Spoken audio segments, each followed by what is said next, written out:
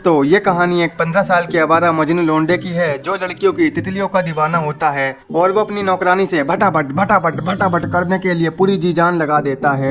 पर वो नौकरानी उसे अपने प्यार में फंसाकर ब्लैकमेल करती है और हफ्तों भर भटाभट भटाभट भटाभट करती रहती है। तो चलिए देखते हैं। तो कहानी की शुरुआत एक पार्टी से होती है जहाँ पर यही आवारा मजनू लौंडा भोलू और इसका दोस्त ढोलू दोनों लड़कियों को अपनी काली नजरों से ताड़ रहे होते हैं। वहीं पर ढोलू की चाची की लौंडी अपने बॉयफ्रेंड से दबा दबा के चुम्मियां ले रही होती है। ये दोनों भी उसे बड़े मजे से देख रहे होते हैं। तभी भोलू कहता है, यार तेरी चाची की लौंडिया तो कतई माल है। वहाँ वो दोनों चुम्मियों की मधोसी में पूल में गिर जाते हैं। अब ढोलू की कजन सिस्टर भीगने की वजह से अपने कपड़ों को चेंज करने बाथरूम में जाती है। तो ढोलू भोलू भी उसी बाथरूम के पास चले जाते हैं जहाँ भोलू बाथरूम की खिड़की से उसको कपड़े चेंज करते हुए देख रहा होता है। उसी टाइम वहाँ पर भोलू की टीचर आ जाती है। जैसे ही ढोलू टीचर को देखता है तो वो वहाँ से भाग जाता है। वहीं पर वो टीचर भोलू से पूछती है कि तू खिड़की में क्या झांक रहा है, तुम्हें ऐसा नहीं करना चाहिए। तो भोलू कहता है, मैम मैं तो एक्सरसाइज कर रहा हूँ। तो मैम कहती हैं, बेटा रात में कौन सी योगा होती है? बेटा मुझे पता है कि इस उम्र में बहुत उत्तेजना होती है कि लड़कियों को बिना वस्त्रों के कैसे देखा जाए, इसलिए तुम्हारी उम्र के लौंडे ही ज्यादा नीली फिल्में देखते हैं। बेटा ये सब गलत है। वो उसे समझाती है कि भोलू तुम्हें अपनी उम्र की लड़कियों के साथ दोस्ती करनी चाहिए और उनसे मजे करने चाहिए। ये बोलकर मैम वहाँ से चली जाती हैं। अगले दिन ढोलू भोलू के घर आता है जहाँ पर वो मिस मैलो को देखता है। मैलो भोलू की नौकरानी होती है।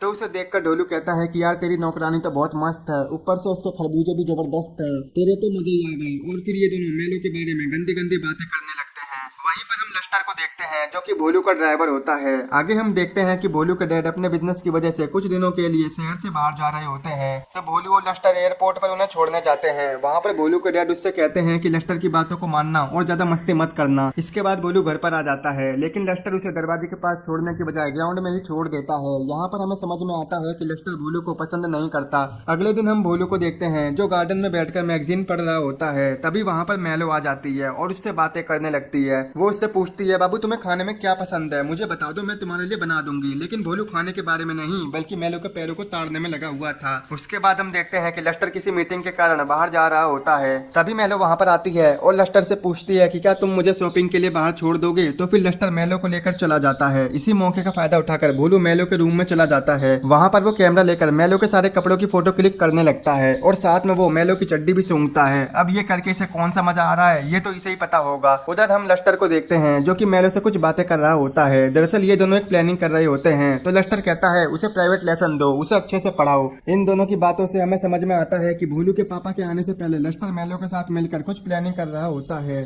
अब रात होते ही ढोलू भोलू चुपके से मैलो के कमरे के बाहर चले जाते हैं जहाँ पर मैलो अपने कपड़े चेंज कर रही होती है। तो मैलो के खरबूजों को देखने के लिए ये दोनों दूरबीन से उसे देखने लगते हैं। पर जैसे ही मैलो को शक होता है तो वो खिड़की से बाहर देखती है। तो वो दोनों छुप जाते हैं और फिर मैलो अपने कमरे की लाइट बंद कर देती है, जिससे इन दोनों का खरबूजा देखने का प्लान धरा का धरा रह जाता है। दूसरे दिन भोलू फिर से अपना कैमरा लेके मैलो के रूम के बाहर आता है। यहाँ पर भोलू मैलो के कुछ फोटोज लेने आया होता है। भोलू बस इस मौके की ताड़ में था कि जैसे ही मैलो अपने कपड़े बदले वो तुरंत उसकी फोटो खींच ले। लेकिन भोलू मैलो की एक भी फोटो नहीं खींच पाता। ऐसा ही करते करते वो रोज मैलो के घर के बाहर राउंड मारता रहता था। अब शाम को भोलू खाना खा रहा होता है तो वहाँ पर मैलो आती है। वो भोलू से पूछती है, बाबू तुम्हारी दिक्कत क्या है, आजकल तुम रोज मेरे घर के आगे आशिकों की तरह राउंड मार रहे हो। तो भोलू कहता है, नहीं नहीं मैं तो वैसे ही घूमता हूँ। तो मैलो कहती है, बाबू क्या तुम मुझे कपड़े उतारते हुए देखना चाहते हो क्या? तो भोलू कहता है, नहीं नहीं मैं तो तेरे खरबूजों का दीवाना थोड़ी हूँ। तो अब खाना खाने के बाद भोलू फिर से अपनी दूरबीन लेकर मैलो के कमरे के बाहर चला जाता है और वहाँ पर छुप छुप कर मैलो को देख रहा होता है जहाँ पर मैलो अपने कपड़े चेंज कर रही होती है।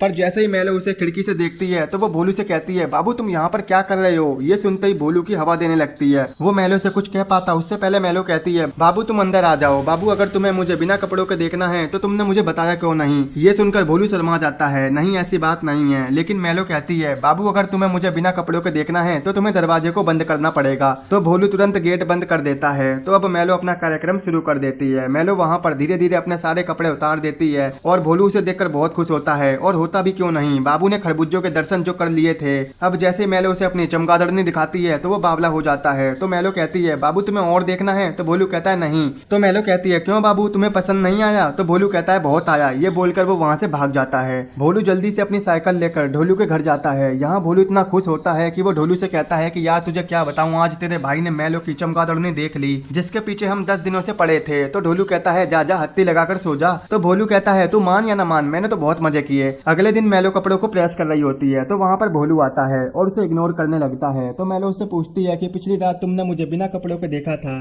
कहीं इसी वजह से तुम मुझसे दूर तो नहीं भाग रहे। तो भोलू कहता है नहीं, मैंने तो खूब इंजॉय किया। तो मैलो उससे पूछती है कि आज रात तुम खाना खाने के बाद मेरे घर आओगे, हम कुछ बात करेंगे। अब यहाँ मैलो बातें करने नहीं बल्कि भोलू से भटाभट भटाभट भटाभट करना चाहती है। अब वहीं रात को भोलू मैलो के घर जाता है जहाँ मैलो नहा रही होती है। तो भोलू मैलो से पूछता है कि तुमने मुझे यहाँ क्यों बुलाया, तुम मुझसे क्या बात करना चाहती हो। तो मैलो भोलू से कहती है कि क्या आज रात तुम मेरे साथ सोना चाहते हो, हम दबा के भटाभट भटाभट भटाभट करेंगे और करते ही रहेंगे। तो भोलू कहता नहीं। तो मैलो उससे कहती है कि क्या तुम मुझे एक गुड नाइट किस नहीं दे सकते। तो भोलू उसे किस देकर वहाँ से भाग जाता है। अगले दिन ढोलू भोलू अपने टेनिस की प्रैक्टिस करने जाते हैं। वहाँ पर वो टेनिस खेलते हुए एक दूसरे से बात करते हैं। ढोलू उससे पूछता है कि कल रात क्या हुआ। तो भोलू उसे बताता है कि यार मुझे मैलो से प्यार हो गया है। तो ये सुनकर ढोलू इसका मजाक उड़ाने लगता है। इसके बाद शाम को भोलू और मैलो मूवी देखने जाते हैं। वहाँ पर मूवी देखते देखते भोलू मैलो के कंधों पर हाथ रखने की कोशिश करता है लेकिन मैलो उसका हाथ पकड़कर और नीचे कर देती है। जब मूवी खत्म हो जाती है तो फिर ये दोनों कार में वापस घर आ रहे होते हैं। जब ये दोनों कार में एक दूसरे से किस कर रहे थे वहाँ लस्टर भी उन्हें देख रहा होता है लेकिन लस्टर उनको देखकर बोर हो जाता है। अब जैसे ही भोलू अपने घर में आता है तो वहाँ भी वो मैलो को किस करने लगता है। दरअसल भोलू लस्टर को नीचा दिखाना चाहता था कि वो मैलो के साथ कितना एंजॉय कर रहा है क्योंकि इन दोनों में पहले से ही नहीं बनती थी। अब भोलू और मैलो अपने कमरे में चले जाते हैं और दोनों फिर से किस करने लगते हैं। तो अब मैलो कहती है क्या तुम मेरे से भटाभट भटाभट भटाभट करोगे। तो भोलू कहता है नहीं, मैं तुमसे बहुत प्यार करता हूँ और ये सब हम शादी के बाद करेंगे। पर मैलो से समझाती है कि हम दोनों शादी नहीं कर सकते क्योंकि मैं एक नौकरानी हूँ और तुम मेरे मकान मालिक, लेकिन हम भटाभट भटाभट भटाभट कर सकते हैं। अब ये सुनकर भोलू गुस्सा होकर वहाँ से चला जाता है। इसके बाद हम देखते हैं कि भोलू अब मैलो से बात नहीं करता और उसे इग्नोर भी कर रहा था जिससे मैलो को बहुत बुरा लगता है। तो फिर भोलू उसे मनाने के लिए उसके घर चला जाता है और वो मैलो से माफी भी मांगता है और फिर वो दोनों किस करते हैं और आज रात भोलू मैलो से भटाभट भटाभट भटाभट करने के लिए राजी हो जाता है। अब रात में ये दोनों भटाभट भटाभट भटाभट कर रहे होते हैं कि तभी मैलो बेहोश हो जाती है जिससे भोलू बहुत डर जाता है। अबे इसे क्या हो गया। वो मैलो को उठाने की बहुत कोशिश करता है लेकिन वो नहीं उठती। तो वो जल्दी से लस्टर को बुला के लाता है। वो मैलो को चेक करता है और कहता है अबे तूने क्या कर दिया, तूने तो मैलो को मार डाला, मैं अभी पुलिस को कॉल करके सब बता देता हूँ। तो भोलू कहता है नहीं यार तुम पुलिस को कॉल मत करो। भोलू लस्टर के सामने बहुत रोता है। वो कहता है कि अगर पापा को पता चल गया तो मेरा क्या होगा, प्लीज तुम मेरी मदद करो, तुम पुलिस को मत बुलाओ। तो फिर लस्टर भोलू की हेल्प करने के लिए राजी हो जाता है और अब ये दोनों मैलो को बेडशीट से बांधकर गार्डन के पास ले जाते हैं और वहाँ गड्ढा खोदकर उसमें मैलो को दफना देते हैं। अगले दिन जब भोलू गार्डन में जाता है तो वो देखता है कि वहाँ से मैलो की बॉडी गायब है जिससे भोलू बहुत डर जाता है। वो सीधा दौड़ते हुए लस्टर के पास जाता है और कहता है कि मैलो की बॉडी गार्डन से गायब है। तो लस्टर कहता है कि इसके बारे में मुझे कुछ भी नहीं पता, ये सारा तुम्हारा ही आइडिया था और तुम इस मैटर में मुझे ना ही घसीटो तो ही अच्छा होगा। ये सब सुनकर भोलू और भी ज्यादा घबरा जाता है।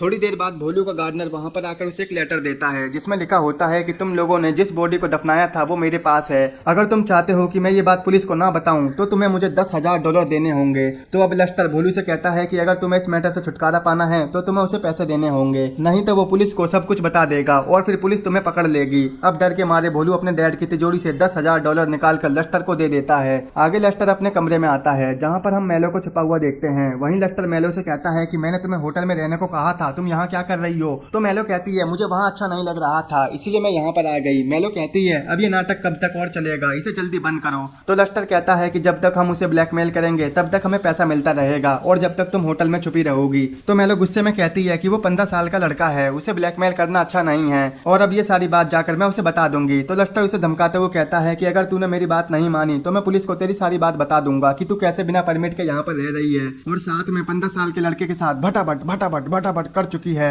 इस क्राइम के कारण तुझे यहाँ पर जेल भी हो सकती है। दोस्तों यहाँ पर आपको पता चला कि लस्टर पहले से ये सब प्लान कर रहा था ताकि वो भोलू को ब्लैकमेल कर सके। मैलो जब लस्टर के साथ कार में शॉपिंग करने जा रही थी तब वहाँ पर लस्टर और मैलो ने इस प्लान को बनाया था। एक दिन भोलू शाम को गार्डन में बैठकर मैलो को याद कर रहा होता है कि तभी उसके पीछे से वहाँ पर मैलो आ जाती है जिसे देखकर भोलू एकदम से बहुत डर जाता है। भोलू मैलो को देखकर वहाँ से भाग रहा होता है तो मैलो उसे रोककर कहती है कि तुम्हारे साथ जो भी हुआ है मैं उसके लिए माफी मांगती हूँ। तो भोलू कहता है कि तुमने मेरे साथ ऐसा क्यों किया, मुझे लग रहा था कि तुम मर गई हो।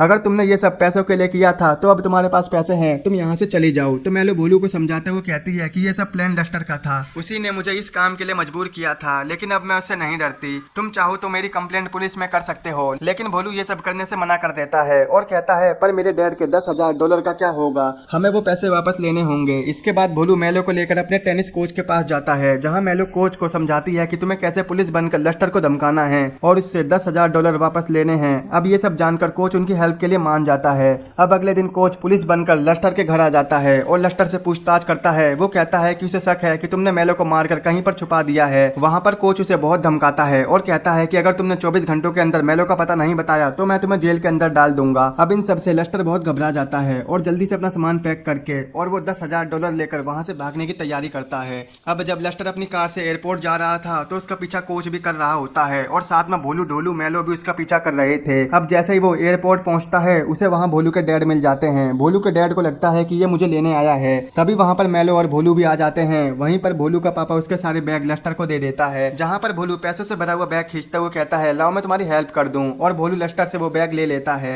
अब यहाँ पर लस्टर ने भोलू के साथ जो $10,000 का फ्रॉड किया था वो भी किसी को पता नहीं चलता और उसके साथ साथ मेलो भी बिना परमिशन के भोलू के साथ रहती है। आगे हम भोलू और मेलो को फिर से भटाभट भटाभट भटाभट करते हुए देखते हैं। इसके बाद मेलो ये घर छोड़कर चली जाती है और जाते जाते कहती है कि तुम मुझे जब भी बुलाओगे मैं तुमसे मिलने जरूर आऊंगी, और अगले दिन वो वहाँ से निकल जाती है। अब हम भोलू को उसके स्कूल में देखते हैं, जहाँ वो उसी पार्टी वाली मैम के पास जाता है। वो कहता है कि आपने मुझे पहचाना, मैं वही हूँ जिसे आपने बाथरूम में जागते हुए पकड़ा था। मैम कहती है हाँ, पर तुम में तो काफी चेंज आ गया। तो भोलू उसे थैंक्स बोलता है। मैम कहती है कि तुमने कितनी लड़कियां पटाई, तो वो कहता है मैं सब कुछ बताऊंगा, लेकिन इसके लिए तुम्हें मेरे साथ डेट पर चलना होगा। यानी कि अब ये मैम से भटाभट भटाभट भटाभट करने की खुराक में है। नौकरानी गई तो अब मैम के पीछे, और यहीं पर ये मूवी खत्म हो जाती है।